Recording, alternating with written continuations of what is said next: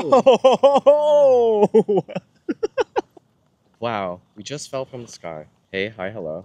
It's your boy Nate. Hey, gays and bays. Ew. Everyone, we have a special guest today. This is my best friend Richard. Aww. We go way back. What? Nice to hear you say that out loud. We go way back, like high school. We used to make movies together. Mm-hmm. Which brings us to... Do you guys want to see the movie? Go to my channel. Oh, don't do that. YouTube.com/Dr. Chair Pro. You can see him in his high school days. But please don't. Yeah, we're here to chat top 10 books. Oops. we're here to chat top 10 books. Yeah, he's illiterate as fuck. So we're talking movies today. Top 10 movies of 2024. Richard's a more traditionalist, so he'll give you movies of this year. And I'm not. So I'm going to give you older films with a mix of some 2024 films. Are you ready? Okay. I didn't even formulate my list. Let's do it. Okay. This is we didn't do any sort of prompting for this really. Yeah, go because, easy on us. Yeah. Also, we're gonna see Nosferatu tonight, and then in 2 days I'm gonna see Baby Girl. So this list might change. Yeah, but these are our predictions, our projections, our recs. Are these recs too? Yeah, definitely. Okay, nice. All right. Hopefully there's movies on here you haven't heard and you can check out. Do you have honorable mentions too? Yeah, we have honorable mentions. You want to go first? Oh, okay. My first honorable mention is Heretic, A24 film with Hugh Grant. It was good. I thought it was like a good movie about religion, a good horror movie about religion that wasn't too like full of itself. It actually brought up like some interesting points about atheists and Christianity that I thought hadn't been touched upon in other movies. Other movies just talk about like Christianity as like evil thing or something, but they don't like dive deep into the actual. Yeah, because usually Catholic stuff. We have all of our Exorcist movies. Yeah. Wait, what was that? Periwinkle. What's his name? Paddington? No, the other horror movie that came out this year, Longlegs. Oh yeah. Yeah. That's that like didn't lean on religion, but it definitely leaned on like satanic. Yeah, that's what I mean about most like religious horror is all about like exorcism or like ghosts or nuns being this like weird evil thing. Yeah, because it's all Catholic. I think because Catholicism is naturally Gothic. That's why.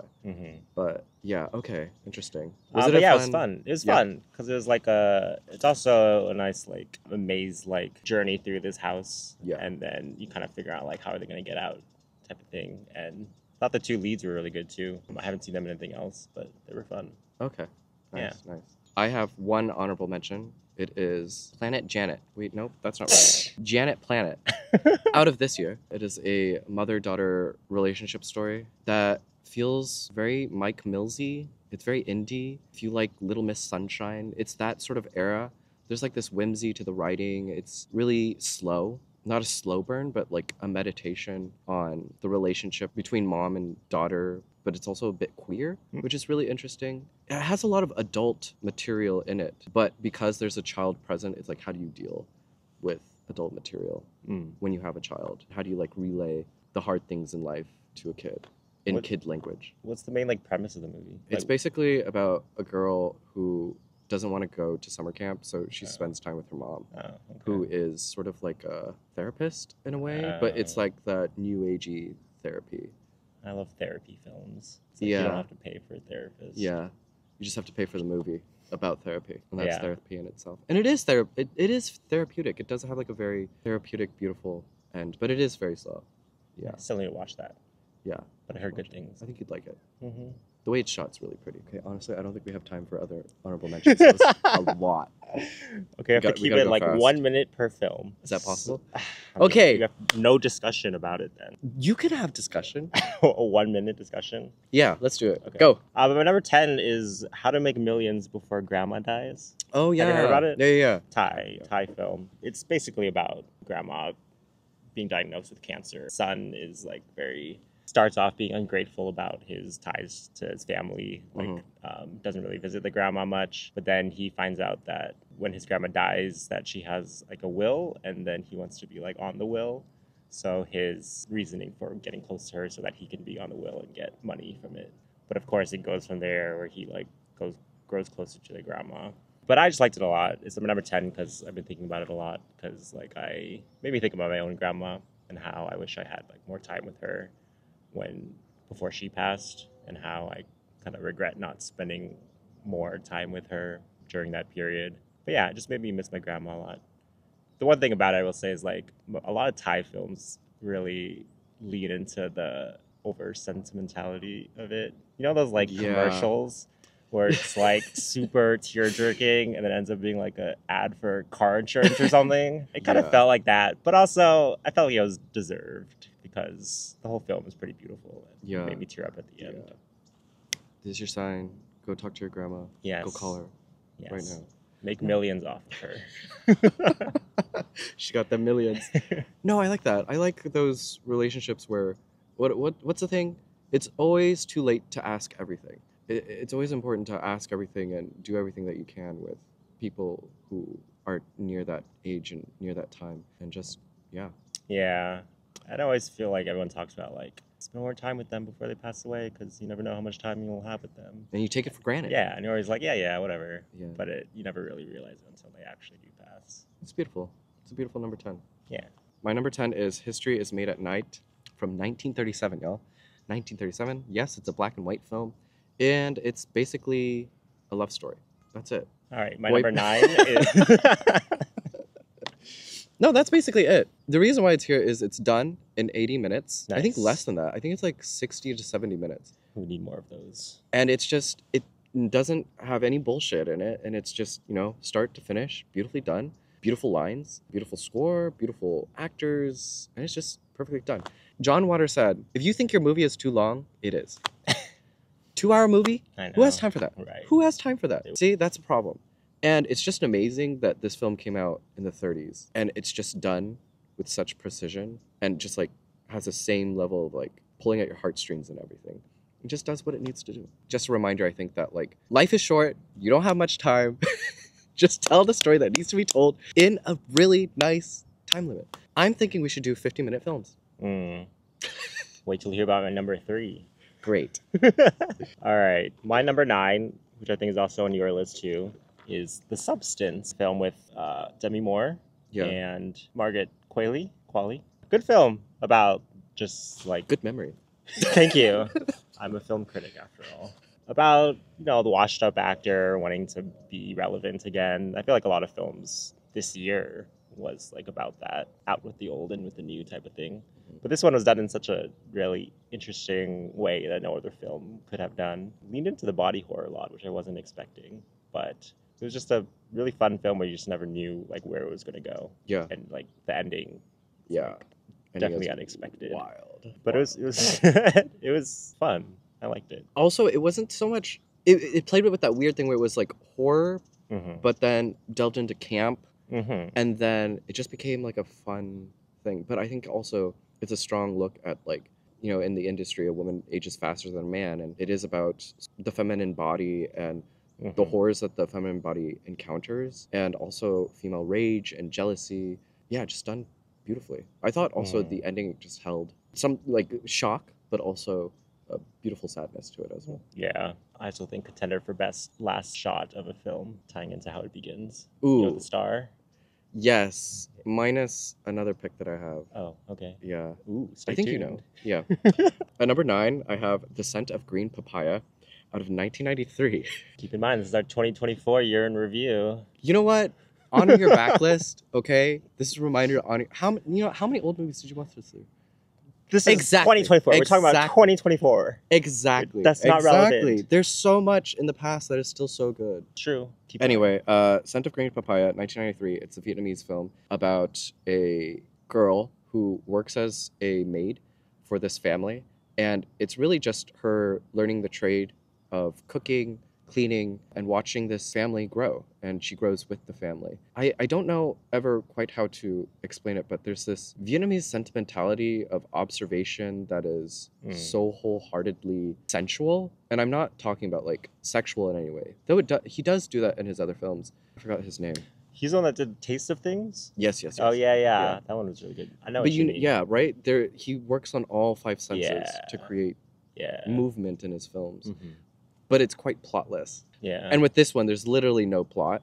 it's just observations, but the observations are so keen, and I think I chose this one as sort of an important watch for 2024 because I just love the beauty of paying attention. I think we should just be paying attention more. Yeah. Number 9. Scent of, and I don't think you'd like taste it. of things. Next Yeah. he'll do touch. No, yeah, he's good. I recommend taste of things. Yeah, I know. I've been waiting for a stream of it, but it's in French, right? Yeah, all of it in French. All right, my number 8 is this little film called Smile 2. Horror movies need more recognition, I think. This is true. Yeah, horror movies are never like nominated for Best Pictures, except like The Shining or something. But Smile 2 was great. It was like the one horror movie that it was. I'm serious. I'm like dead serious. It made me feel like so anxious, and like long after leaving the theater, I was still filled with so much like dread. Yeah. For the main character. And Naomi Scott, I think, like legitimately deserves for Best Actress nom for this. Because she was amazing in like portraying that feeling of like something's coming after her and she can't like get it out of her system. And, like someone's always like watching her, and that feeling of just always being followed type of thing. It made me feel with that same dread as like after watching The Dark Knight and like the Joker, his feeling of that hopelessness and kind of anarchy that kind of fills up this world, kind of makes you feel like it exists in your own world too. And that's what I felt with this film. It kind of like extends beyond the screen. If I'm not sweating in a horror movie, it's not scary enough. Yeah. And the jump scares are really good too. Yeah. I mean, a lot of it was like cheap jump scares, but it was fun. Yeah. No, I like that. Yeah. I don't mind a jump scare. Like, as long as it continuously makes me anxious, I think that's the... Yeah. That's how a horror film thrives off the human body. You know what I mean? Yeah. And also talk about the substance. It was actually a lot of like body horror too. Not a lot, but there was body horror in it, which I wasn't expecting. But it's cool. I definitely recommend it. The Substance or Smile 2? No, Smile 2. Well, both, but Smile 2, yeah. Smile 2 more than The Substance? It's higher on my list. It is. That's true. Wait, quick mention. I did recently watch this body horror film that I thought was also quite crazy. You should watch it. If you liked The Substance, I think you'd like it. It's called Society from 1989.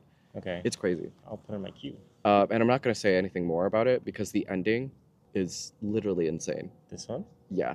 Yeah. It starts off as what you'd see as like a teen comedy film, but it gets quite grotesque and out there, and it's just like, what the fuck did I just watch? Kind of thing. Yeah, definitely recommend it. Yes. Okay, at 8. Not a 2024 film, guys. When am I going to mention a 2024 film? But it is Prêt-à-porter from 1994. It's a Robert Altman film. I think about this question a lot. This question of what culture made you? And this is the one film that came late in life, but it is literally my culture. 1994, the year I was born. But it's also a great documentary of Paris Fashion Week in, I believe, the spring and summer of 1994. But it's much like Altman's films where it's quite plotless. There's a murder, and everything is about this murder, but he has this huge cast of characters that you follow, and everything just sums up in the end. But it's a great documentary on fashion. In 94, you have stuff from Junya Watanabe, Rei Kawakubo, Jean-Paul Gaultier, just like a bunch of avant-garde fashion house artists that I don't think I've ever seen fashion in film before. Do you know a great film on fashion? Phantom Thread. That's really good too. Shows the technicality of how garments are made. But House of Gucci. True. I'm not. I know. I've not seen that. As a gay, ridiculous of me, I've not seen Gaga in the House of Gucci. My number 7. You also have this on your list. Okay, we should just talk about it. Yeah. Ready? 3, 2, 1. Challengers. I think Luca's best film. You disagree, but yeah, but I think it's his most like palatable for like wider audiences. Definitely a lot of good one-liners, a lot of good TikTokable scenes. Churro scene, still great. I also think it's Zendaya's the one movie where Zendaya like doesn't play herself. That's because she's just screaming. Yeah, but she actually has like range. And also the one movie where I feel like the tennis was portrayed really well too. I feel like in a lot of movies, tennis, they just like smack the ball. You can tell they like don't even know how to play. But in this one, it shows that they like train for it. Zendaya looked like a pro tennis player in it. It was great. I mean, she's built like a pro tennis player. Yeah. And yeah, it was also the most like sexy movie that didn't have any sex scenes. It was great. It was everything you wanted. Yeah, I think it's definitely Luca's most palatable film. Is it his best? No, I think it's his most fun work. Mm-hmm. I still think Call Me by Your Name, of course, and I Am Love are pretty up there. I think those really look at Luca's attention to detail. Yeah. I think Challengers had like a lot of attention to detail too. Churros, even music. That one part of the churro scene where there's that close up of him like pulling the chair closer to him, yes, like yeah. those little things. That's like so Luca. Yeah, yeah. But It's so they're good. I think he used detail differently here. It's more Yeah. it like brings plot and character development. Where I feel like all of his other films, when it comes to detail, it's more atmospheric work. Which I like. Yeah, I like yeah. delving into the world. Right. Yeah. This one, I think because of the nature of the film and the nature of the sport, it's very in your face. Mm-hmm. Which is great. Score is great too. Oh, dude, yeah, best score of the year. Yeah. Amazing. Yeah. Listen to that commuting to work. Best mood ever. Just pumps you up. Yeah. Okay. Number 6. Oh, that's you. I said Challengers. Yeah, that's my number 7 too. Oh, wow. That's why we Twins. said it at the same time. Oh, okay. Number 6. No. My number 6 is a film called Los Freakies by the same directors as Peanut Butter Falcon. And it was just as like heartfelt as Peanut Butter Falcon, if you guys have seen that one. They did like a Q&A after we watched the film, and I heard it took them like 7 years to make the film. Oh, wow. Yeah, and they shot it it takes place in Cuba, but I think they shot it in like the Dominican Republic. But the story is like something I haven't heard before. What is it Do about? you know about it? No. So basically it's about during the time of like Castro's rule, where these kids were basically very like destitute and desperate for like food and shelter. Mm-hmm. And in order to get that, they willingly like inject themselves with HIV so that they can go to like these sanatoriums that provide them free food and shelter. Oh, crazy. And it's a true story, yeah. It's like an actual group of people, Oh, wow. like groups of like punk rockers called the Los Freakies, who also thrived on like the music that Castro like banned during this time. So it's also a celebration of like the music as well. But yeah, it's like a story that's like sounds super important that I had like no idea about, but it's cool that they like brought this to light. But as you expect from if you watch Peanut Butter Falcon, it's also very like heartwarming and like tear jerking, and all of it done like really well. That's hard to do with like subject that. Right, yeah, like a true story type thing. But yeah, it was just really good. If you're a fan of their first movie, then definitely check this one out. At number 6, I have Problemista from 2023. Julio Torres. Yeah. Is that right? Yeah. I'll correct myself. It's not. Julio Torres, That was a good SNL movie. cast. It is very SNL-y. He was in SNL? Yeah, he writes for SNL. Oh, right, for them. He did the Papyrus skit with Ryan Gosling. Yeah. Yeah. It's Yeah. great, I know. Yeah, it's very SNL-y. It's about he wants to become a toy designer. Uh-huh. And he starts working for this crazy lady, starred by Tilda Swinton, who is also fabulous in it. But it's about the immigrant working experience in America and how ridiculous of a system it is, how impossible it is. And I think, well, at least I feel like most Americans take it for granted how difficult it is to get a job. Well, if you think it is difficult to get a job, imagine how it is for an immigrant. But I think it captures that experience and nonsensical nature of the American system of getting a job really beautifully without having it be so depressing. It's more absurdist. I think it takes like a really fun absurdist take on it. And, you know, sometimes you just got to take life like that. Yeah. You know? Be down in the dumps, sure, fine. But you just got to keep moving. And you got to use playful ways to keep yourself moving. I think that's what it reminds me of. Yeah. It's like showing such a harsh reality of it in such a like a light, absurdist way. It's like the only way he could really put that to film. I love the scene where they're in like the immigration office. Yeah, and when people get deported, they like disappear. Yeah. It's so good. Yeah. Not many like absurdist films. Yeah, we need more of them, honestly. Yeah, he did great. Number 5. My number 5 is... Oh, you have this too. Dee Dee. Oh, yes. Yeah. The perfect representation of our lives growing up in middle school. It was exactly when we were in middle school, 2008, during that time when like AIM and MySpace was the thing. It captures in a way that it doesn't like parody it, but like in a very authentic, genuine way with all the cringe that comes along with it. Directed by Sean Wang, who grew up in NorCal. Also, like, I know people that were friends with him, so it feels like one of my friends making a film. It's just awesome. I feel like Asian American cinema is getting really popular now, which is awesome. Like, but this is the first film that feels kind of, I guess, like an indie Asian American film. Yeah. Not like the ones you depict from like Crazy Rich Asians, which I think feel like paved the way for Asian American cinema to be more popular. But I'm glad that these types of movies are being made about Asian Americans, where it's not so focused on their Asianness, but more of just how they grew up, like their lives growing up in America. But yeah, I just saw so much of myself in it that it's hard not to put it as a favorite. Yeah. Keep it close to heart. For all my bookish babes out there, if you liked Hwasu's Stay True, Didi is pretty much that, but with more emotions. Thought it captured our coming of age pretty accurately. Tiger Moms as well. No, that was the one criticism I had with it, is how, not criticism, but like how I didn't take it personally was like the mom in the movie wasn't like a stereotypical tiger mom, Asian immigrant parent, which is like, I can't complain. Like, it might be his own experience growing up. But that was only one part I couldn't like relate to. Yeah.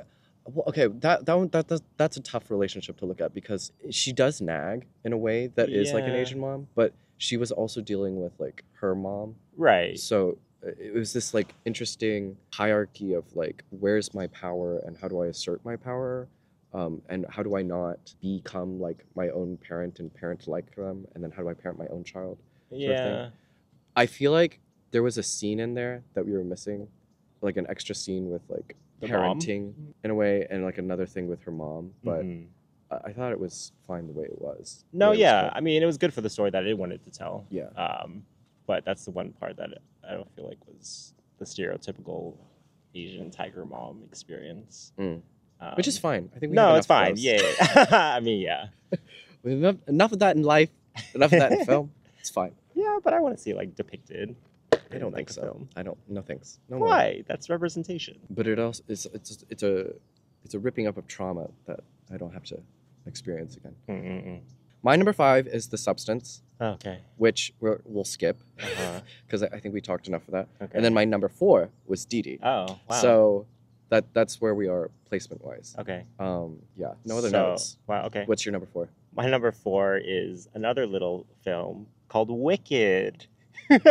I love. Y'all, I'm not that kind of gay, but he is apparently. Apparently. Just kidding, y'all. He's straight and he's single. You don't need to put that in there. All my fancy ladies. You don't need to. Who read and love Wicked. Have at him. Wicked was great. It like, I'm sure it was. It like satisfied that Broadway itch that I was needing. Yeah. I love Broadway. That feeling of that extravagance and like going into it, like seeing all this performance happening and then you feeling so elated and clapping after all the songs and everything. Put that in your Bumble bio. It was great. See what people say. It was great. No, yeah, I'm sure that it was great. Yeah, and performances were great too.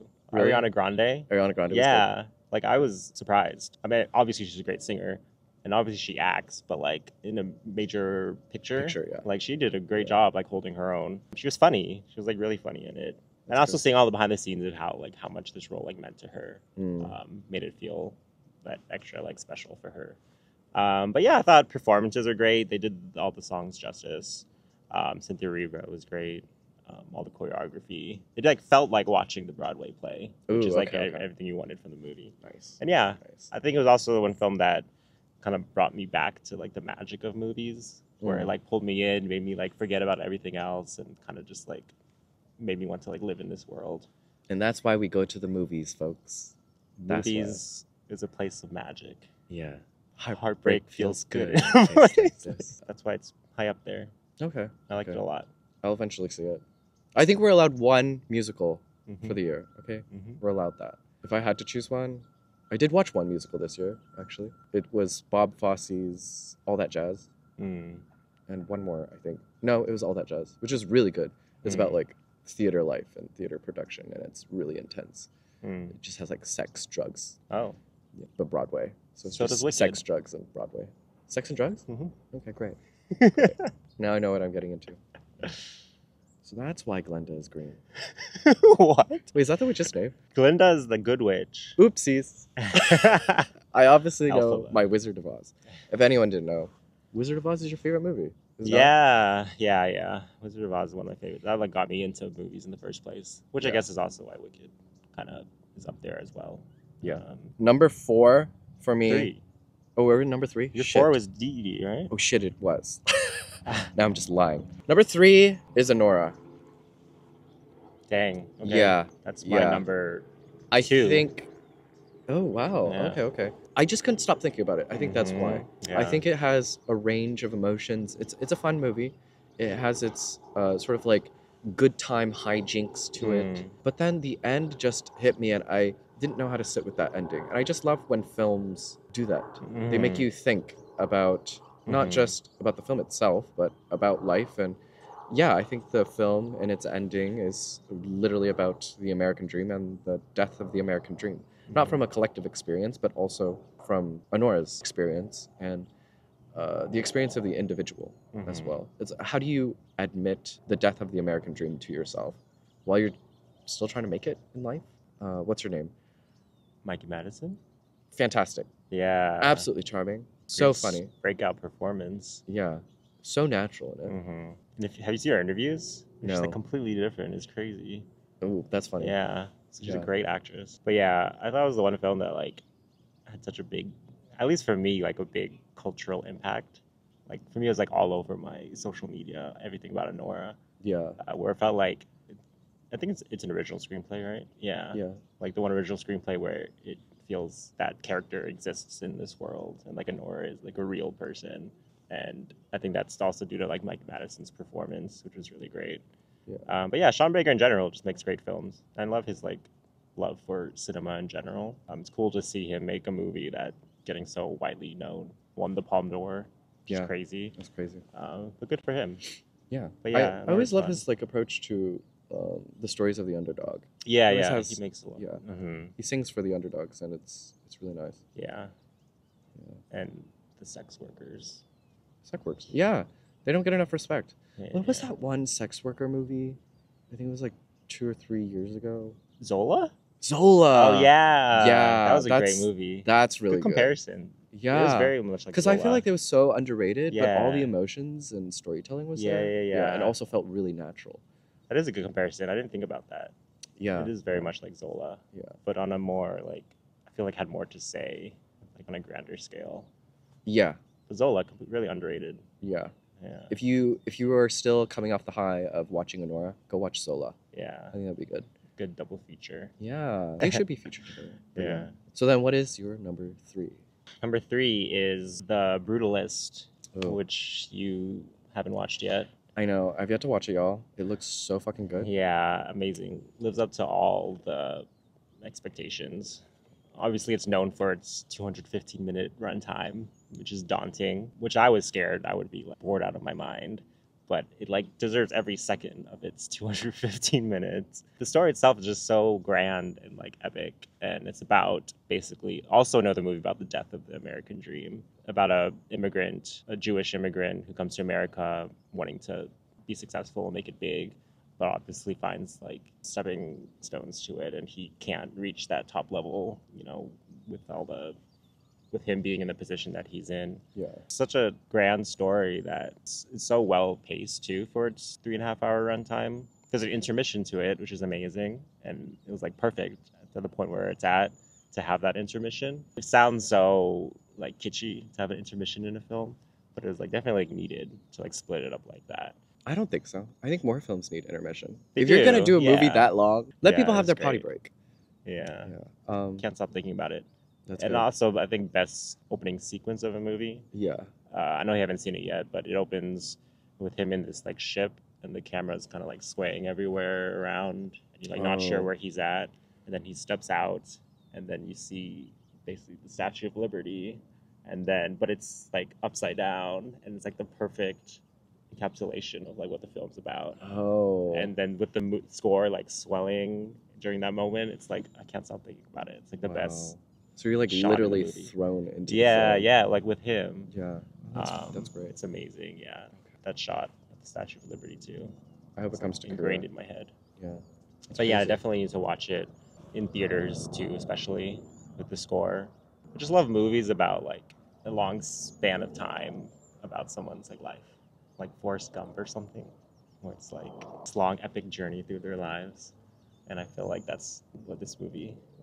It's the Forrest Gump of our generation. I'm just Ew. kidding. Ooh, that's a. I'm just kidding. That's not true. Does it have humor in it as well? I mean, yeah, there's funny moments. Oh, okay. For sure. Okay. Also, Adrian Brody, I think definitely. I'm rooting for him for Best Actor. I love Adrian Brody. Yeah. But we like it big, y'all. He likes big screens. He likes big Mhm. noises. Big. Big. Go big or go home. Yeah. One thing about The Brutalist, I didn't see the last 10 minutes of it. Do you need to? 'Cause I- Do you want to include that in there? Yeah, I think it's Okay, important. All right. I had massive diarrhea, so I missed the last 10 minutes of the movie. Imagine watching a 3.5-hour movie and then missing the last 10 minutes of it. Like, I feel betrayed. Yeah. Who are you putting blame on? The popcorn. The popcorn where? The Vista Theater. No, Popcorn great theater. at the Vista Theater, y'all. Great theater. Be careful. No, It great may theater. give you diarrhea. What's cool is that they play the audio of the movie in the bathroom. So while I was shitting my brains out, I heard the ending of the movie. And some crazy stuff was happening. And I was like, dang, I wish I could see this. But that's Yeah. part of, you were still watching the movie. Yeah, I was listening to it. Yeah. That's still part of, Yeah. it's one sentence. But I felt like I had the whole experience because there's one part where he's like shooting up heroin. Oh. And I just felt like I was there along with him. Yeah. While you're Yeah. shitting. Yeah. Nice. It's great.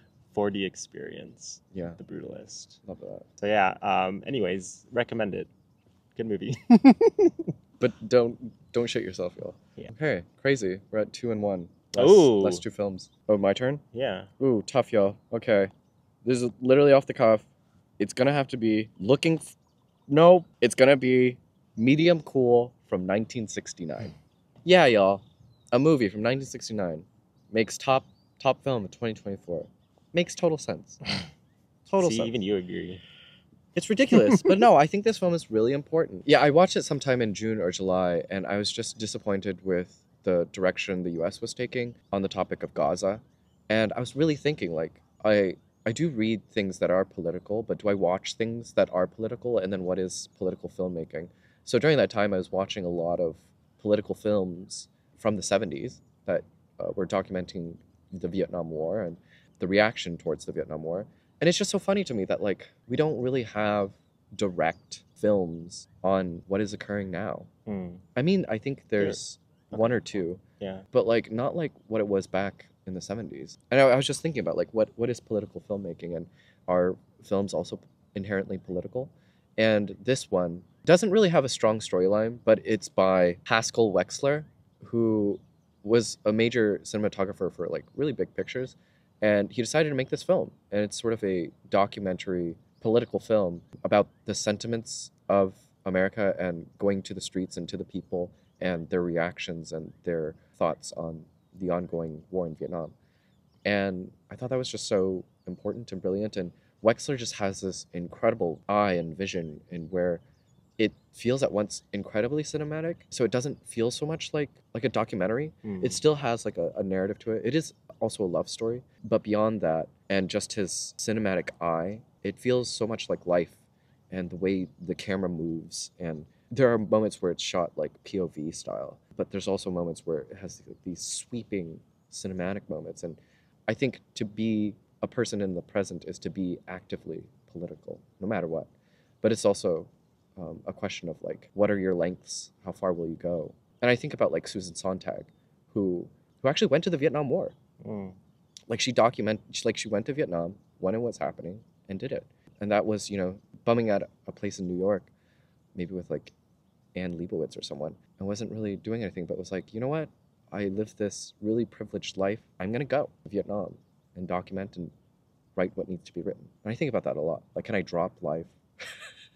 So I think that's why. Timely with what's happening in Gaza, still in Ukraine, and how men are still so fucking stupid to rearrange bodies, decimating them, innocent lives, just because they can't get what they want. They can't talk it out. It's crazy to me. Yeah. Anyway, I was heavy-handed. Sorry about that, y'all.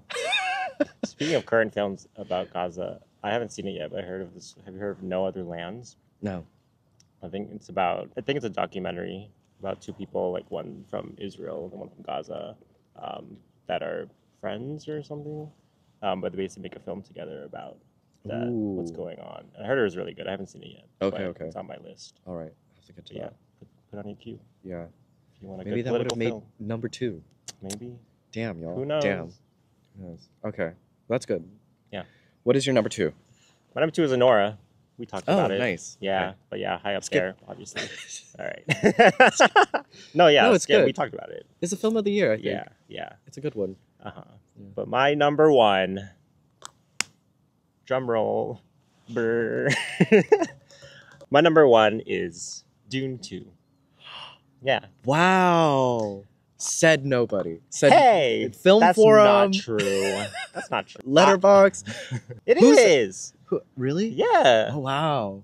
Well, I'm all about like the cinematic experience. It's the movie-going experience. Yes. And I think Denis Villeneuve is doing it, the only one doing it great. Yeah. Before it was Christopher Nolan. I feel like his filmography has not been great after Interstellar. Hot take. Yeah, isn't he doing another war film? No, he's doing the Odyssey. The Odyssey, which that's is what it is. which is great. He's going back in time, y'all. I'm so excited for that one. Yeah, the cast for that's good. Yeah, but Nolan was always making movies like for the theater, getting people into the theaters. But nowadays, I think Villeneuve's doing it great. Yeah, And no, Dune 2, Dune 2 is great. amazing. Yeah. Like if you were to see a movie in the theaters this year, it would be Dune 2. Yeah. And yeah, I mean, basically his ability to like create like this saga or this world from source material that no one else has attempted except Lynch. But we know how that went. But basically creating... And Jodorowsky. Shoot. No? Well, he never successfully did it. Yeah. But yeah. But in scope, it's like such a hard thing to tackle. Yeah, and then he did it a way that like wider audiences Yeah. can like actually appreciate. This is all basis of us not reading the source material. Yeah, But I know come on, nothing y'all. about Dune. Come on, y'all. Who's actually gonna read that? But yeah, creating like a scope of like Star Wars or Yeah. and making it that into Dune, it just is like crazy. But like, yeah, I thought it was amazing. It was the only movie I watched twice this year. Too. Oh wow. Yeah, Okay. because it was so fun. Like I had to watch it in the theaters. Yeah. And it was great. Yeah. Yeah. It's a great theater experience. Yeah. So solely on that of like movie going experience of the year. Not it Wicked? would be Dune. I was up there. I was debating, but it had to be. The experience of the theater is something different. It's why we go to the movies. I think it's just that shared space, that shared time dedicated to an afternoon or what have you, and you have to just be there. And then with the sound, Dune. Oh, the sound design of that is just like too. insane. The boom. It's like it's so good. Like when you can feel it from your belly. Yeah. That's when you know it's good, y'all. And visually too. Visually, so good. Yeah. The whole scene in Gedi Prime, the Harkonnen planet, Oh yeah. black and white, so well done. Yeah. Yeah, it's an epic in itself. It's really insanely beautiful. Okay. Yeah. Wow.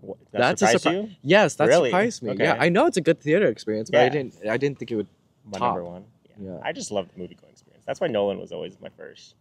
I mean, I think Inception really changed the way we went to the movies outside of the usual, let's watch that rom-com on Fridays Right. kind of thing. Yeah. Speaking of, I did see Interstellar in theaters. Came back for its 10-year anniversary in 10 IMAX. years, y'all. That's crazy. Crazy to me. time flies. Yeah. Still holds up. Yeah, I have to rewatch it. It's a good one. I like Yeah. it. Y'all, sad to say, All right. top film of the year was not from this year. Oh my god. It is Looking for Mr. Goodbar out of 1977. It's a film that still haunts me just as much as the ending of Nora haunts me. The ending of this is just so brutal, and the way everything adds up to the end with Diane Keaton's performance and her playing a high school teacher. She grows up with scoliosis under sort of an abusive household and becomes a teacher to teach ASL to elementary school students. But while she does that during the day, at night, she explores her own identity, sexual identity, through the bodies of different men. At the height of AIDS and HIV, yeah, it's about sexual exploration, living sort of this dual life in a time where sex was feared. And it comes to a very harrowing conclusion, but is also intermixed with really interesting dream sequences. And there's just this really beautiful, fun swell to the entire film. It's a dirty, grimy New York in the 70s. And Diane Keaton's performance is absolutely wonderful. Absolutely charming. But yeah, I think top film of the year because I think about endings a lot. Like, what stays with a film, and not just the experience of watching it, but also the endings of all endings. Like, how do you even end a story? Where I felt like Anora could have ended so many different places. It's a choice to make an end, I think is what it is. So what a filmmaker decides when he ends a movie is so important because it's the last image that you see when you leave the theater. And it's where I think all of your thoughts sum up, right?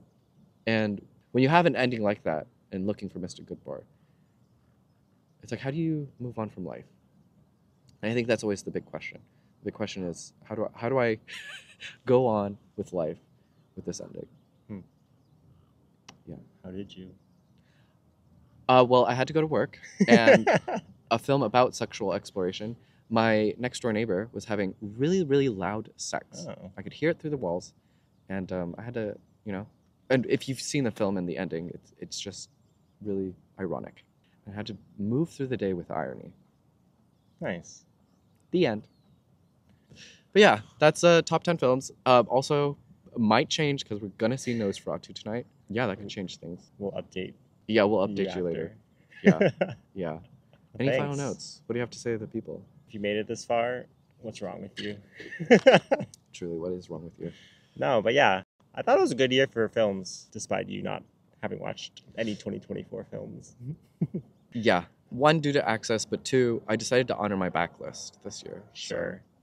So. Good year for indie cinema, I think. I feel like Hollywood is not doing so hot, except for like Dune 2 and Wicked.